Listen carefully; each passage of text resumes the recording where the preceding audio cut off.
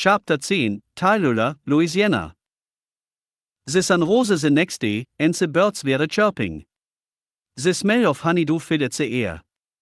The sun pierced through the trees and awoke Venmo. He used light terror, enjoying the sound and sweet smell, staring into the sky and thinking about the past fedes and how blessed he felt to be chosen by the boat. Now heading south, back on Highway 65, slowly taking his time admiring the scenery. Up ahead, he saw an old abandoned structure that appeared to have been a church at some time.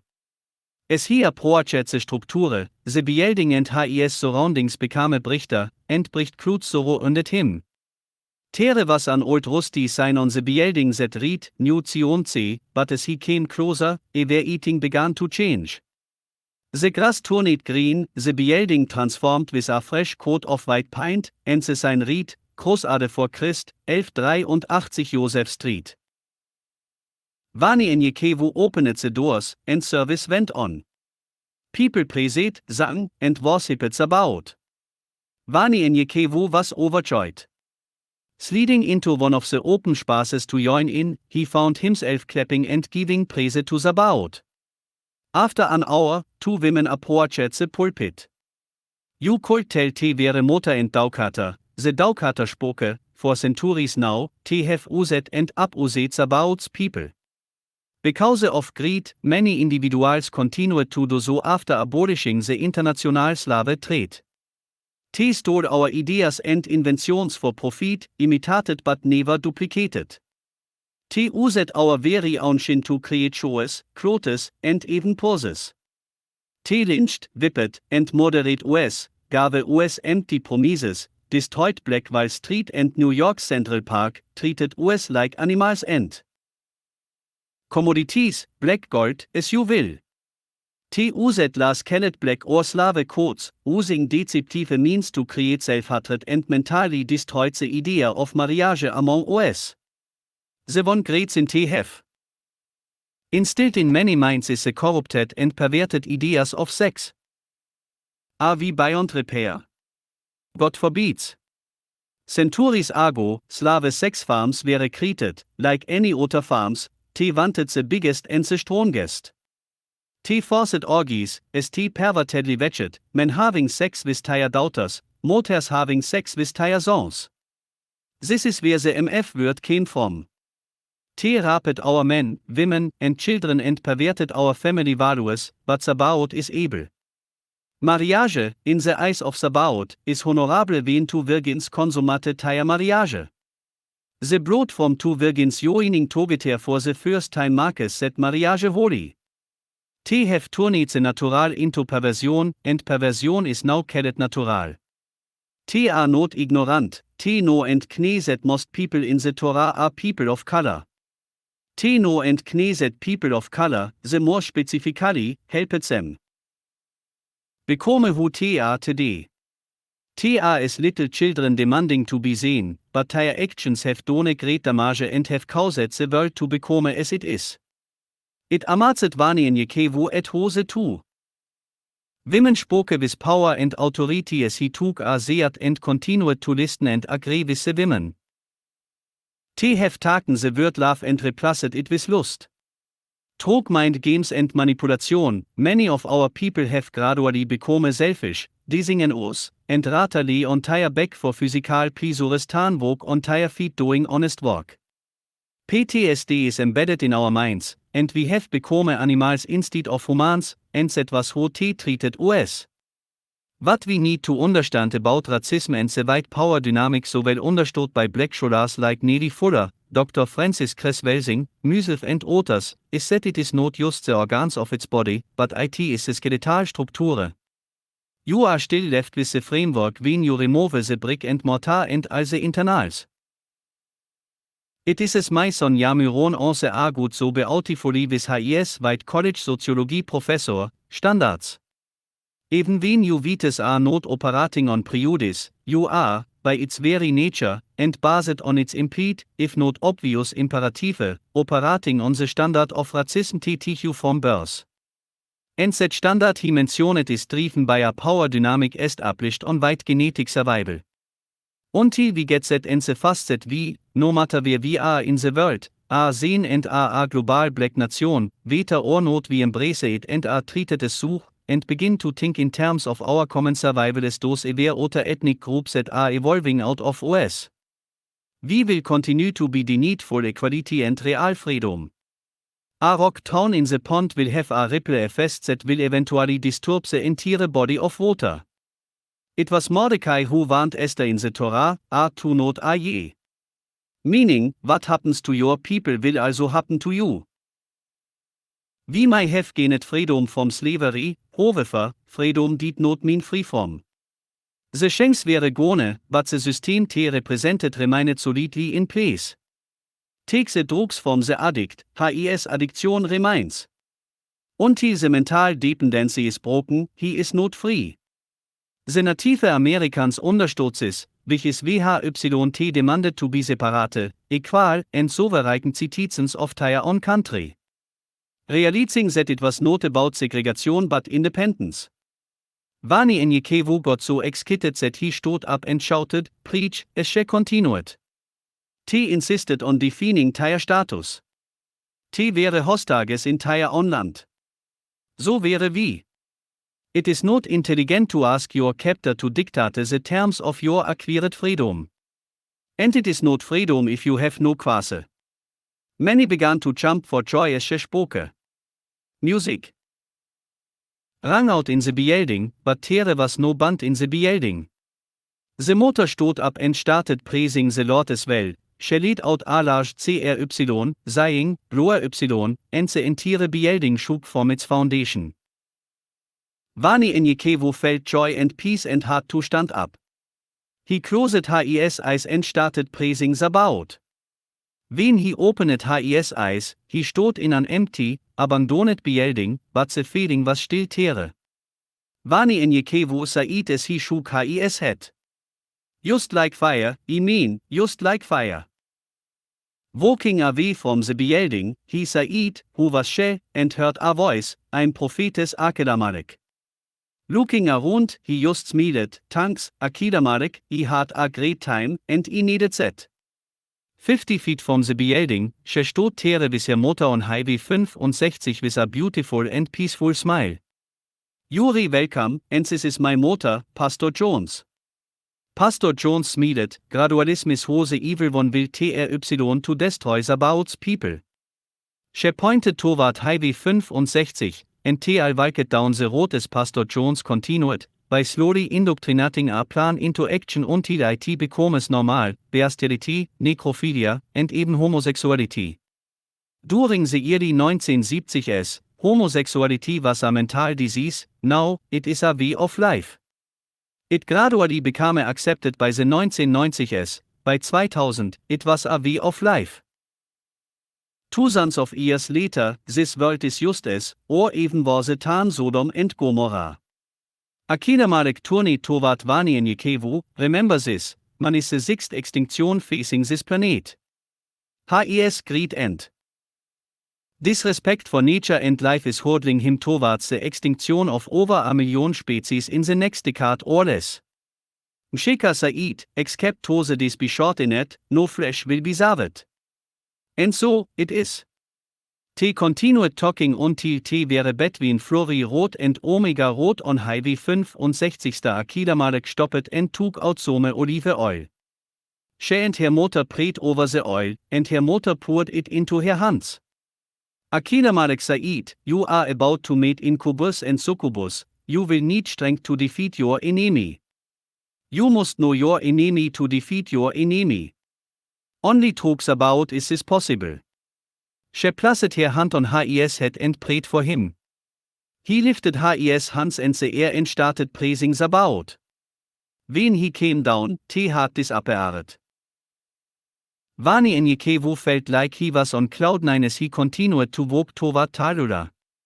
He passed the old abandoned town of Talabina and closed in on the bend before he finally got to Tallulah. Vani Enyekewu felt at peace since his talk with Akidamalek and her motor, also wieder enjoying the scenery when he came across a sign that read, "Welcome to Tallulah." As he walked, he noticed the grass became greener as he approached the city, and the street signs were repairing themselves, and he started reading them on HISW. Highway 65 shunted into North Cedar Street. Passing Blair Street, MC Kinley Street, Roosevelt Street, then he came to a strange crossing. One side of the street, on the right was called South Level Street, but directly across from it, the name was Van Zelfin Street. He stopped and asked himself, WHY is. This named South Level Street on this side of the road, but this street is named Van Zelfin, unlike the rest. Maybe this guy, Van Zelfin, die zu meeting important. He continued as he passed North Street, East Washington Street, and East Oakburn Street. He asked himself, what kind of name is this, as he continued to pass East Arrow Street, East Craig Street. As he looked ahead and SAW Yale and Mlezi, up over tire heads was a sign that read, East Green Street, Highway 80. Mlezi said as he approached, this will be your time of reflection. This will be your home for the next 90 days, and you will not see US again until it's time to move on. You will experience joy, hatred, fear, love, and anger in this place, but you will learn what is needed to help you finish your task at hand for the bout while you are here, and this will only happen here. You will see echoes of time and echoes in time. It is one thing to hear of the stories and events that happen to your family, but it is another thing to see them. Vani Enyekewu started to speak, but Mlezi interrupted him. If you stand in a location for a long time, you will see moments in the past, dealing with or concerning your family, these are called echoes of time. However, if you speak the words show me, the same time will fast forward to the future until you say stop, these are called echoes in time. Vani Enyekewu smiled, trying to recap what was said, echoes of time shows the past. But echoes in time shows the future. Of time and in time. Understood. Standing. In a location for a while, echoes of time in history, if I say show me. Echoes of time, fast forward to a later period. Vani Enyekewu said, hold on, wait. What? Mlezi continued, in any case, echoes of time or echoes in time, you can say stop, rewind, fast forward, or even repeat, and the echoes will do so. No one is able to see you, because the theses are just images of the past. Vani Enyekewu nodded his head, understood, I think. Ye looked at Vani Enyekewu, before you die, the evil one will show himself, be strong, for you are now ready. Terror should not be a doubt in your mind when he appears before you. Remember, you cannot kill the deities of yet, so don't try, but if you are not careful, they can bring the worst part of you out. Mlezi, pointing to the west, there will be a meal waiting for you on Adam Street, this will be the last meal we will prepare for you. The flesh is feeble, and this is the reason for your hunger. You have been through a lot, and it is about to be over, and eating will return to normal. Mlezi and Yale bid their farewells and disappeared. Vani Enyekewu stopped as his stomach was growling. Where is Adam Street? I did see that behind me. Go west, he heard Mlezi's voice in the distance. Vani Enyekewu started walking, and he stood in front of South Chestnut Street. Just for a moment, the woods in front of him shone. Structures appeared before him. Cross Keys Bank, he said to himself. A bank. He continued to walk, and a particular structure would appear and disappear. Kudis, Tallulah Motor Supply. Trying to remember the street names and some landmarks, besides he would spend the next 90 days here. He needed to know how to get around, but he was uncertain what was the present and what was an echo of time.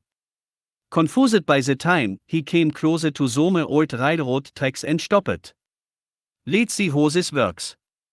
Show me. He started toying with the echoes to see which was which. Looking at a building he read, Blooms, he said aloud. Stop. It was an ice cream parlor. Fast forward. It was an inside strip mall. Fast forward. Tere was a sign that eat. George while grocery. He repeated, rewind, rewind, rewind. Muddied water had surrounded him, and it was coming fast. Quickly, he said, fast forward. After a few seconds, he shouted, stop. An old newspaper was stuck to the bottom of his shoulders. Picking it up, it read the float of 1920. Looking up at the same building, he read a sign that said, Bloom's Apartments. He stood there for 30 minutes, playing with the echoes until he could understand them. Crossing the railroad tracks, he was happy to see the street sign, Adams Street. His mood warted as he smelled the aroma, seeing the campsite just up ahead. He shouted for joy as he ran and opened the pot. Chicken and dumplings, lightly mixed with green beans and carrots. Man, oh man, he said out loud. Sitting there eating, he spotted two young boys, about 9 or 10 Strukture appeared made out of some kind of material he had never seen before with a metal roof. There were since around it, and a large red ball was on its side with cursive lettering with the words Coca-Cola. Vani and Yekevu got up and walked to the building. Mr. Peter's grocery, a sign posted outside the building. Curious, he tried to open the door, and his hands went through the door, so he continued to walk inside. There were the two boys with a red wagon filled with glass bottles with Coca-Cola, Dr. Pepper, and a C written on them. An elderly man said to the boys, "That'll be $20. One of the boys said, "Andy, that's $10 apiece." Andrew replied, "Yeah," with a smile on his face. "Ah, man. Larry." Andrew said, "Let's go to George Walls and buy some firecrackers." Larry counted his money and, excitedly, said, "Ok." Vani and Yekevu, with a smile on his face, looked at the two boys enjoying themselves as they ran up the street. He followed them until he got back to his campsite. From a distance, he heard them comparing and trading tire snacks. "I'll give you one sugar baby and 2 planks for a moon pie," said Andrew. "Ok," said Larry. "I'll give 3 windmill cookies and 2 Kool-Aid straws for a beetroot." The two boys fared down the road. Vani and Yekevu had just finished his meal and packed up his backpack when he saw the boys returning more excited than before. Vani and Yekevu said to himself as he took out his notepad to take notice on how to get around this small town. "I'll follow them for a while." The two boys headed north on Adams Street and turned west on West Creek Street, where they stopped on the corner of West Creek Street and Harding Street. They walked onto a porch and started separating tire firecrackers. "What y'all doing marking all that noise on my gari?" Andrew shouted back, "It's me and Larry, Big Ma." Big Ma came to the door. "Y'all gotta take that noise somewheres else. Y'all gonna make my kake drop. This house shakes when y'all shake. Y'all gonna somewheres else with that noise and shaking." As she went into the house, you could hear say, "If these kakes don't drop it, I'm gonna whoop but y'all tiles." The boys shouted, "Okay," as they quickly gathered up their things, headed north on Harding, and made a quick left on Westerow. "Ruby!" shouted Larry. "Me and Andy." Ruby interrupted him, "You and Andra, go and get me some pressed ham and cheese, some light bread, and some of those Ritz crackers from Yellowhammer." Andrew said, "Where we gonna put our stuff at?" "We don't want Dexter messing with our firecrackers until we come back," Ruby said. "Y'all put that shit on the table, till y'all get back. Dexter ain't gonna mess with that shit. Go now, and hurry back. Oh, and grab me a can of snuff and a box of starch in the red box. Andra, make sure, y'all get that red box. Tell Bowman to put it on my tab till next week. Oh, go ahead and get $1 worth of hoaghead cheese for note." The boys put their bags on the kitchen table and ran out the door. Vani and Yekevu left his belongings at the house and chased after the boys. He felt the excitement as he did, taking notice as he headed west into a curve and made a right on Pecan Street, 10 left on Bozeman Street until te ken to Arbeit building on West Creek Street. St retournet, TSAW Rosemarie etze Haus vis Ruby. Andrew, you and Larry James nete horup vis set presset hem. Me and Chuck are hungrier tan to fat ladies waiting on tire foodstamps at the end of the month. Larry laukate and Said, he, Rory. Vani en jekevu was lauking unto tears as he hung around them as he spoke. Fast forward. He was so entertained with them that he stayed around for 3 weeks, fast forwarding and rewinding tire time echoes. He wrote the names of the people, Ruby, LZ, Blue, Dexter, Pam, Dede, Susie, Odell, and so many more, had so names like Reynolds, Bolin, Roach, Moore, Turner, and Atkins. One day, as he was studying HIS scroll, he jumped up, and to HIS surprise, he had been so ruined by HIS descendants as his time and didst eben no it on that same day, a woman came to Ruby's house. She looked familiar, and he stopped what he was doing to listen in. Ruby, the woman shouted as she knocked on the door. Ruby opened the door. Hey, cat, what you yelling and screaming about? Cat Said, take me to the bite shop, I just ran into a little chunk of change. I buy you your Miller High Life, and I want me some 15-year-old, old charter.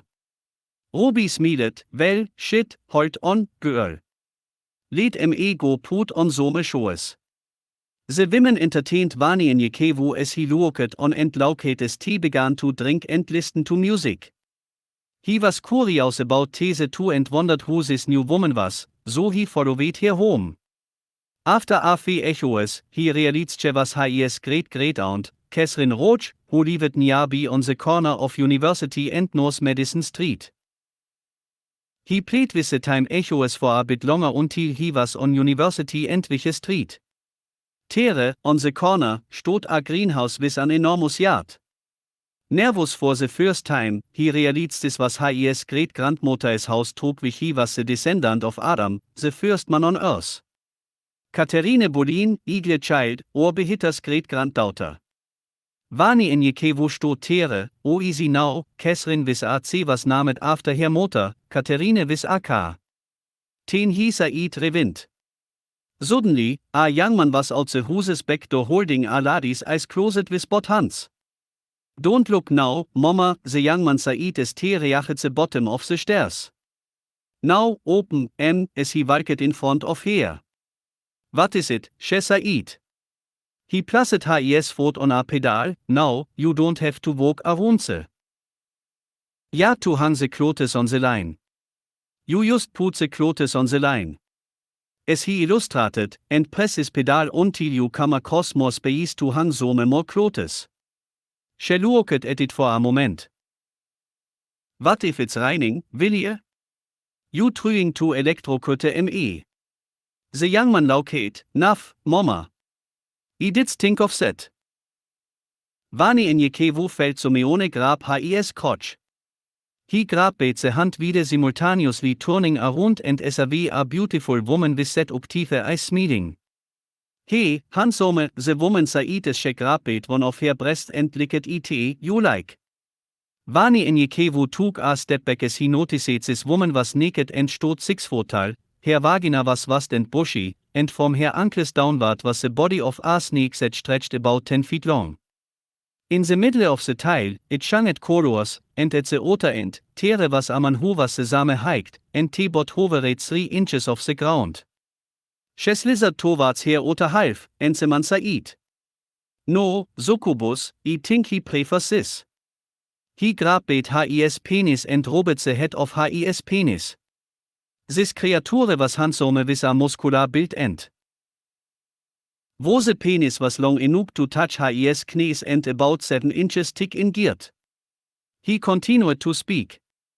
This young man needs some mating that can make his toes curl up. Vani in jekevu took out his samurai but remembered what Yale had Said and put it away.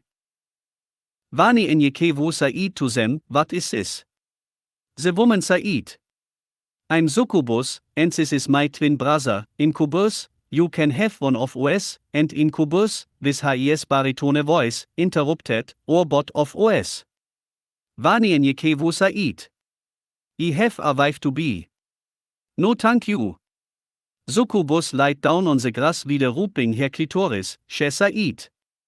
Krelon in here and come Texas for a test spin, I'm sure ULL like it. Vani enyekevu himself began getting an erection and Said with authority. No thanks, I'll wait for my wife, I prefer love over lust. Incubus Said, wife. I can tell. Easy you got yourself a heart on. He headed toward Vani enyekevu and rapped around him, that husband and wife shit is going to be a thing of the past, thanks to OS. We are marking hoes and extra hoes only, there will be no such thing as a housewife. He lauket. Just hoes. He continued. For your people, yes, your people, here on this side of the globe, we had to put special plans in place for you all. You see, we started with slavery, and we put it in the minds of your slave masters to make your penis and vagina larger and bigger, even larger titties through breed techniques we gave them, and they started having orgies, and that alone introduced porn. We seduced them to seduce and rape your people as the years passed. Vani enyekevu Said to himself. Gradualism. Incubus continued as he was rooping on succubus priest. Are you sure you don't want just a little of this? Vani enyekevu Said. What is it that you want from me? I have no intention of doing anything with a demon. Succubus became angry, you want, but your people will, even now, they have OS as tire spirit husbands and wives. They cannot and will not be faithful to anyone but OS. Sure, they will have sex, and they can have sex we don't give Adam the more, the merrier, but marriage, no, they belong to OS. Incubus interrupted, many will only be able to get along with each other only during sex and sex only. They will incur cervical cancer, HIV, AIDS, and other incurable diseases. These will spread among them, and even new diseases will only be created and spread among your people. They bought Said as if they were singing a song. Just a whole lot of fucking going on. Succubus lauket, we will do this while they sleep. If you got to sleep, we will cause people to rape your children at an early age, and your children will run to the same sex for comfort. And your men, we will feminize them, and your women shall be masculine to the point that they will not populate anymore, but they will be highly indulged in sexual activities with each other. Hoes, just hoes, more hoes, everywhere. Incubus and succubus lauket at Vani enyekevu and began having sex with each other as he stood there. Vani enyekevu became immensely angered by the statements and actions of the two, and he carried on Msheka. Msheka, son of Sabaoth, I am but a man and have no power against such a creature, I call on your name and your power. Vani enyekevu pointed to the demons, in the name of my Redeemer and Savior, in the name of Msheka, I rebuke you. The two had quickly disappeared, and Vani enyekevu cried.